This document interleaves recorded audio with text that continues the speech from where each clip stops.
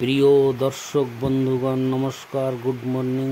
আজি 3 অক্টোবর শুক্রবার। গুরুত্বপূর্ণ খবর নেই আসিছি ଓଡ଼ିଶାର ପାଣିପାଗ ବିଷୟରେ, ଯାହାକି ଆପଣମାନେ ଦେଖିବା ନିହାତି ଦରକାର। ଦୁର୍ଗା ପୂଜାର ଦଶମୀ ଦିନ ବର୍ଷା ଅନାବର୍ତ୍ତ ଯୋଗୁଁ ସବୁଆଡ଼େ ଦେଖାଯାଉଛି ଜଳମଗ୍ନ ଏବଂ ବିଜୁଳି ଘଡ଼ଘଡ଼ି ଲାଗି ରହିଛି। ଫିକା ପଡ଼ିଛି ଦୁର୍ଗା ପୂଜାର ନବମୀ ଏବଂ ଦଶମୀ। ଆଜି 3 ଅକ୍ଟୋବର ଶୁକ୍ରବାର 7ଟି ଜିଲ୍ଲାରେ ରେଡ୍ ଆଲର୍ଟ ଜାରି ହୋଇଅଛି। ଜିଲ୍ଲାଗୁଡ଼ିକର ପ୍ରବଳରୁ ଅତି ପ୍ରବଳ ବର୍ଷା ଲାଗି ରହିବ।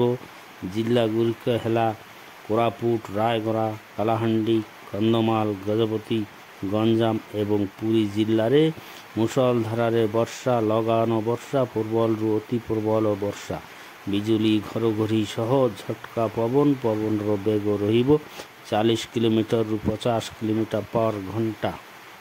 ବର୍ଷାର ପରିମାଣ ରହିବ 20 ସେଣ୍ଟିମିଟର ବୋଲି ଅନୁମାନ କରିଛି ଆଞ୍ଚଳିକ ପାଣିପାଗ ବିଭାଗ।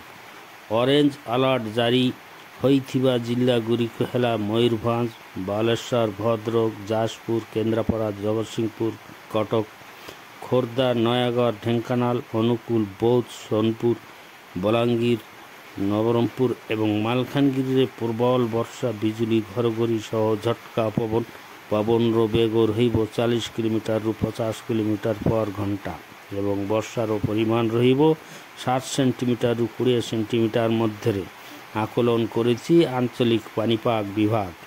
ଆଉ ବାକି ରହିଲା 7ଟି ଜିଲ୍ଲାରେ ୟେଲୋ ଆଲର୍ଟ ଜାରି ହୋଇଅଛି। ମଧ୍ୟମ ଧରଣର ବର୍ଷା ହେବ।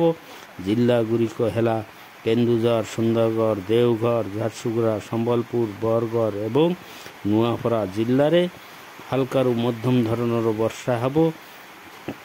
ଜିଲ୍ଲାବାସୀ ସମସ୍ତେ ସତର୍କ ରୁହନ୍ତୁ।